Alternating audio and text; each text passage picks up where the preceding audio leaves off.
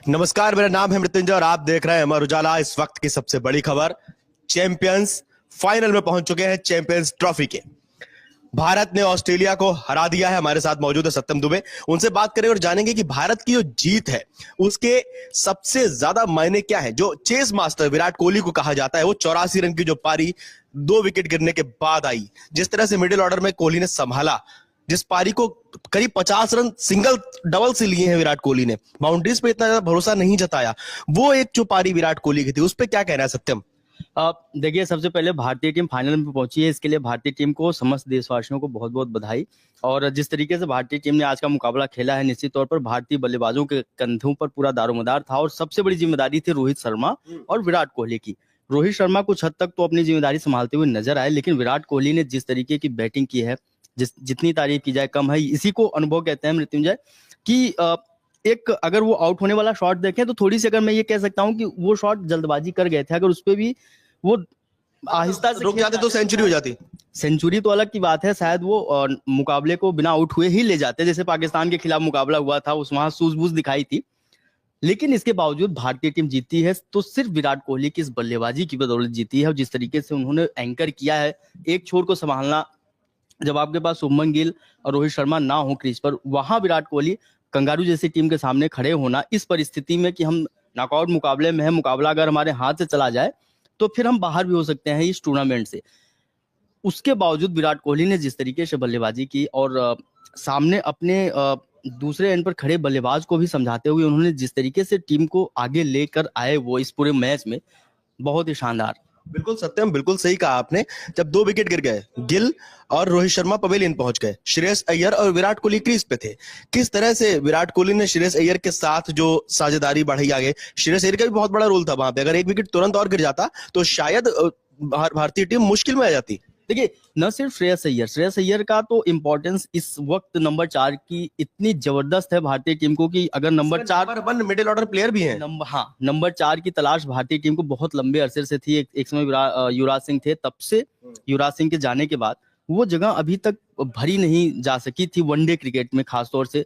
वहां कई लोगों को आजमाया गया, केएल राहुल तक को भी आजमाया गया, ऋषभ पंत वहां आजमाया गए। उसके बाद भी अब श्रेयस अय्यर के तौर पर भारतीय टीम की ये तलाश पूरी होती हुई कुछ हद तक नजर आ रही है। मैं ये कह सकता हूं कि भारतीय टीम की तलाश पूरी हो गई है, अगर ये लगातार इसी तरीके से बल्लेबाजी करते रहे। श्रेयस अय्यर की आज की पारी बहुत ही शानदार पारी थी। और इसके अलावा अगर आप देखें अक्षर पटेल के क्या कहने, वहां जिस तरीके से लेफ्ट हैंड राइट हैंड का कॉम्बिनेशन बनाया जाता है, युवराज सिंह और सुरेश रैना के बाद अब ये अक्षर पटेल करते हुए नजर आ रहे हैं। जबकि आप देखिए, ये स्पिन ऑलराउंडर है, मतलब गेंदबाजी के साथ इनकी प्रमुखता है। उसके बाद भी जिस तरीके से इन्होंने अपने बैटर को एंकर किया है, बैटिंग में ये प्रमोट हुए हैं। अगर आप सोचो कि केएल राहुल से पहले कई दफा ये बैटिंग करने आ रहे हैं, आज के मुकाबले में भी ये केएल राहुल से पहले मुकाबले में पहले बैटिंग करने आए, तो आप सोचो कि बहुत बड़ी जिम्मेदारी अक्षर पटेल के कंधों पर थी और आज उन्होंने बखूबी निभाया। बेशक छोटी पारी, लेकिन कीमती पारी उन्होंने खेली, जिससे भारतीय टीम को ये जीत का स्वाद मिला। इसके अलावा मैं बात करूं तो केएल राहुल, जिसकी चर्चा हो रही थी, बतौर विकेट कीपर बल्लेबाज केएल राहुल टीम में है और अनुभव इनके पास भी बहुत अच्छा है। आज इसी का परिणाम है कि आज 42 रन बनाकर ये नाबाद रहे और इनके बल्ले से 2 चौके 2 छक्के। देखिए, जब हम रन बॉल खेलते हैं, वहां अगर आप एक छक्का लगा दो ना, तो हमको 5 गेंद और एक्स्ट्रा मिल जाती है, अगर आप तकनीकी तौर से देखें तो। ये केएल राहुल की एबिलिटी रही कि 2 छक्के इन्होंने लगाए और बीच में हम रन बॉल थे। ये उस टाइम पे जब विराट कोहली क्रीज पे थे, लगातार प्रेशर जो है वो विराट कोहली पे आ रहा था, तब एक एंड से केएल राहुल जो है प्रेशर रिलीज कर रहे थे, तो वहां विराट कोहली को थोड़ी सी आसानी से बल्लेबाजी करने का समय मिल जाता था। तो ये सूझबूझ जो होती है ना, कि अगर हम थोड़ा सा बड़े शॉट्स की तरफ जा रहे हैं तो दूसरा बल्लेबाज वहां नॉर्मल भी है, इतनी देर से टिका हुआ है, क्रीज पर है, उसको थोड़ा और ज्यादा वक्त मिल जाता है। इसके अलावा भी अगर आप देखें तो इसके बाद मैं बात करूं रविंद्र जडेजा, इसके बाद भी हमारी भी बल्लेबाजी बची थी, यानी कि हम मुकाबला जीत चुके हैं और रविंद्र जडेजा जैसा बल्लेबाज अभी क्रीज पर आया ही था, तब तक हम मुकाबला जीते। तो आप इससे अंदाजा लगा सकते हैं कि किस तरीके से आज हमारी बल्लेबाजी हुई है। हार्दिक पांड्या की भी तारीफ करनी चाहिए। हार्दिक पांड्या, वो वही तो मेन कड़ी थे, उनकी बात नहीं हुई इस मुकाबले में। हार्दिक पांड्या देखिए, 28 रनों की ये पारी हार्दिक पांड्या की शायद उनको भी और देशवासियों को भी बहुत याद रहेगी। और जिस तरीके से आज उनके बल्ले से 28 रन निकले हैं, जाहिर सी बात है कि भारतीय टीम फाइनल में पहुंची है, तो इस 28 रन की बहुत ज्यादा कीमत थी उस दौर में, जब हम फंसते हुए एक वक्त में नजर आ रहे थे। कंगारू टीम की गेंदबाजी थोड़ी सी मजबूत हुई जब विराट कोहली आउट हुए, तो वो बैक करने की कोशिश की है। उसके बाद हार्दिक पांड्या ने उनको फिर से बैकफुट पर धकेल दिया था। सत्यम, 2023 का जो जख्म था वो पूरी तरह से अब मरहम लग गया उस जख्म पे। 2023 का जब अच्छा, आप लोगों को क्या लगता है, आप लोग जो दर्शक हमें देख रहे हैं वो लोग, उनको क्या लगता है, हमें कमेंट करके जरूर बताइए कि क्या 2023 का जो जख्म जो लगातार कमेंट हो रही थी कि ऑस्ट्रेलिया से बदला चाहिए, ट्रेविस हेड से बदला चाहिए, क्या मिल गया है बदला? क्या लगता है, कमेंट करके बताइए। हाँ सत्यम, देखिए 2023 का जो जख्म था वो ट्रेविस हेड ने ही वो शतक लगाकर हमको बाहर किया और हम उस पूरे टूर्नामेंट से बाहर आए। उसका जख्म हम ये मान सकते हैं कि हम ऑस्ट्रेलिया को इस चैंपियंस ट्रॉफी से बाहर कर दिए हैं।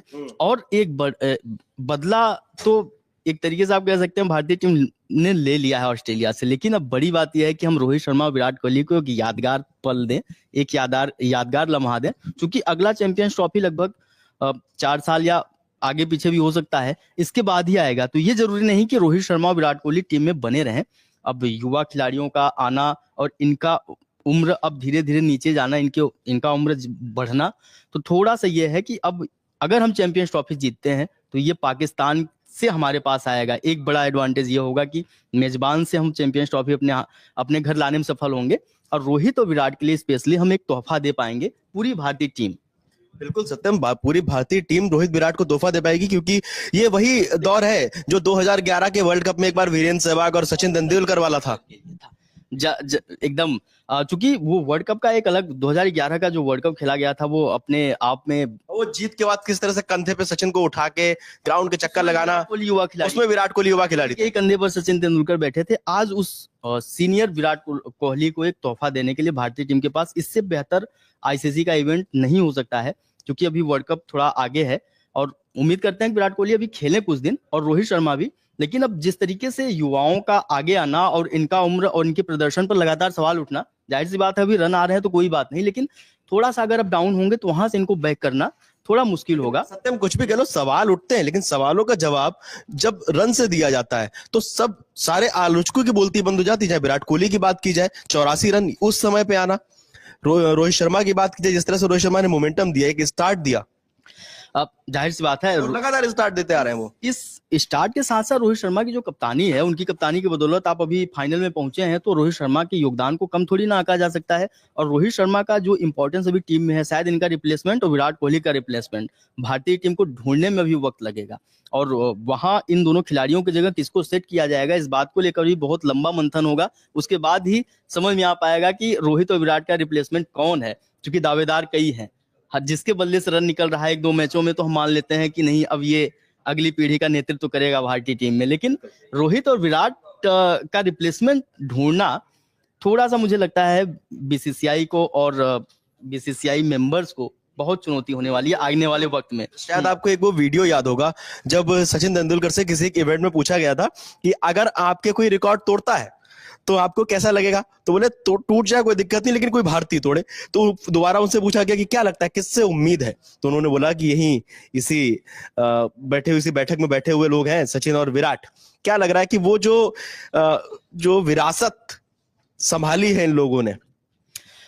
देखिए विराट कोहली जब से भारतीय टीम में आए हैं, 2008 के बाद से मैं बात करूं, 2011 वर्ल्ड कप में युवा खिलाड़ी के तौर पर टीम में थे, और जिस तरीके से उनकी बल्लेबाजी चली, उसके बाद जितने भी आईसीसी इवेंट आए, बड़े बड़े इवेंट में, और बहुत कप्तानी करके भारतीय टीम को बहुत आगे ले गए।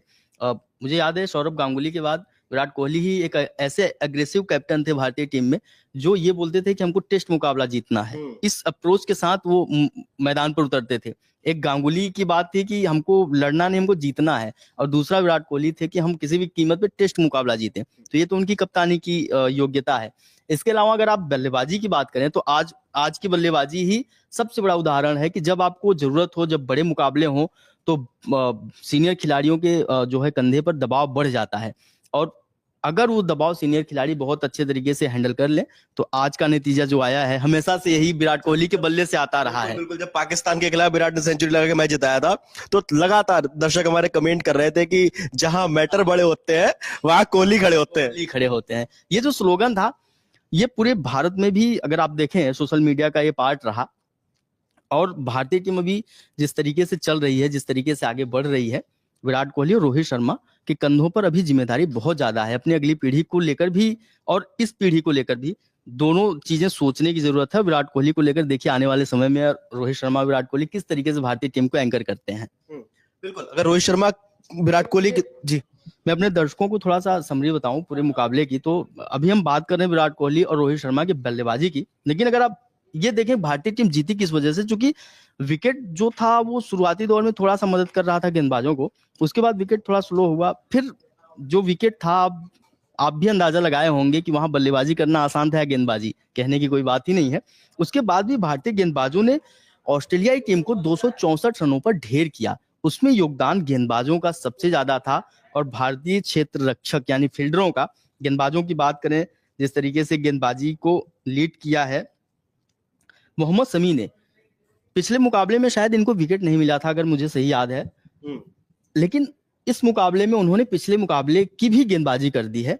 मोहम्मद शमी ने 3 विकेट अपने नाम किया और मात्र 48 रन देकर, मतलब 4.80 की इकोनॉमी रेट से आप 3 विकेट लेते हैं तो ये बहुत बड़ी बात होती है वनडे क्रिकेट के लिहाज से। इसके अलावा जडेजा 2, वरुण चक्रवर्ती 2 और इस तरीके से भारतीय टीम, तो आप देखें कि जिस तरीके से गेंदबाजों ने बेहतर प्रदर्शन किया उसका परिणाम भी उसमें शामिल है जो बल्लेबाजी हुई है दूसरे पारी में। बिल्कुल सत्यम, फील्डर्स की आपने बात की, ओवरऑल मैच हम तब जीतते हैं जब टीम बढ़िया काम करती है। टीम प्लेयर्स, सारे टीम प्लेयर्स का टीम वर्क है, ये सब टीम अच्छा काम करेगी तो हम मैच जीतेंगे। आपने बताया कि 264 रन का जो लक्ष्य दिया, ढेर कर दिया, ये भी एक रिकॉर्ड था कि 260 रन से ज्यादा का जो लक्ष्य होता था वो यहाँ चेस करना बहुत मुश्किल था। तो उसमें जब विराट कोहली का ये जो होता है ना कि विराट कोहली को शायद जीत के महक आ जाती है, मैच पकड़ लेते हैं, ऐसी बातें सामने आती हैं। ये और ये ऐसा नहीं कि 1 या 2 बार हो गया हो, लगातार वो निरंतर चलना। रन मशीन विराट कोहली को सिर्फ इसीलिए कहा जाता है कि जब ये किसी बड़े इवेंट में, बड़े टूर्नामेंट में या किसी द्विपक्षीय सीरीज, बायलैटरल सीरीज में अगर विराट कोहली आते हैं टीम में बतौर वनडे क्रिकेटर, तो लगातार हर मुकाबले में उनके बल्ले से आप देखोगे तो औसत जो है, जो क्रिकेट का औसत है, जो मैच का औसत है, बहुत ही बेहतरीन बाकी खिलाड़ियों में रहता है। मैच में कोई नया रिकॉर्ड बन रहा है। आज के मैच में भी एक रिकॉर्ड ये बना है कि आईसीसी टूर्नामेंट्स में सबसे ज्यादा अर्धशतक लगाने वाले प्लेयर बन गए, सचिन तेंदुलकर को पीछे छोड़ दिया है और इस मैच में मैन ऑफ द मैच बन गए। Man of the match. इसके अलावा भी मैं आपको बताऊं, बतौर भारतीय बल्लेबाज 3 ही खिलाड़ी थे जो ऑस्ट्रेलिया के खिलाफ सबसे ज्यादा रन बनाने वाले बल्लेबाजों में है। उसमें रोहित शर्मा, सचिन तेंदुलकर अभी भी सबसे ज्यादा ऊपर है, वनडे मैचों में सबसे ज्यादा रन बनाने वाले बतौर भारतीय बल्लेबाज ऑस्ट्रेलिया के खिलाफ हैं। उसके बाद रोहित शर्मा दूसरे नंबर पर थे। आज रोहित शर्मा की थोड़ी सी बैटिंग डाउन हुई, विराट कोहली उनके ऊपर आ गए, विराट कोहली ने चेस कर दिया। मतलब आप सोचो कि विराट कोहली अब रोहित शर्मा से ऑस्ट्रेलिया के खिलाफ बतौर भारतीय बल्लेबाज सबसे ज्यादा रन बनाने वाले खिलाड़ियों में दूसरे नंबर पर आ गए, सचिन तेंदुलकर के बाद। तो ये भी अपने आप में एक रिकॉर्ड है। हम मतलब ये पॉजिटिव वे में देखें तो एक दूसरे का रिकॉर्ड तोड़ना भी एक बहुत बड़ी बात होती है और उसका फायदा टीम को मिलता है। सत्यम, दूसरा सेमीफाइनल जो है वो साउथ अफ्रीका और न्यूजीलैंड के बीच में है। भारत फाइनल में पहुंच गया है। दूसरे सेमीफाइनल पे क्या लग रहा है, क्या कहना है आपका? देखिए, अभी जब हम साउथ अफ्रीका को, हाल फिलहाल में आपने वो कैच देखा होगा सूर्य कुमार यादव का हार्दिक पांड्या की गेंद पर, तो साउथ अफ्रीका की वो यादें और न्यूजीलैंड की यादें, हम कई दफा न्यूजीलैंड ने हमको चोट दिया। उसमें मुझे पर्सनली 2019 का वर्ल्ड कप का सेमीफाइनल याद है। बिल्कुल। जब मार्टिन गप्टिल, आपको ही नहीं कई हमारे दर्शकों को भी याद होगा, थ्रो लगा था और महेंद्र सिंह धोनी डगआउट की तरफ जा रहे थे, तो वो वाला जो दर्द था आज भी वो कहीं ना कहीं है। तो अगर अफ्रीका आई तो अफ्रीका के साथ यही 2-2 हाथ होगा, क्योंकि ऑस्ट्रेलिया का हिसाब हो गया पुराना। अब अफ्रीका और न्यूजीलैंड की बारी है। अब जो सामने आएगा, मुझे उम्मीद है कि भारतीय टीम अगर यही प्रदर्शन करेगी तो हमें लगता है कि हिसाब सबका होगा और बारी बारी से होगा। चलिए सत्यम, बहुत बहुत धन्यवाद आपका हम तक ये सारी जानकारी पहुंचाने के लिए। आप लोगों को क्या लगता है भारत की इस जीत पर, हमें कमेंट करके बताइए और देखते रहिए।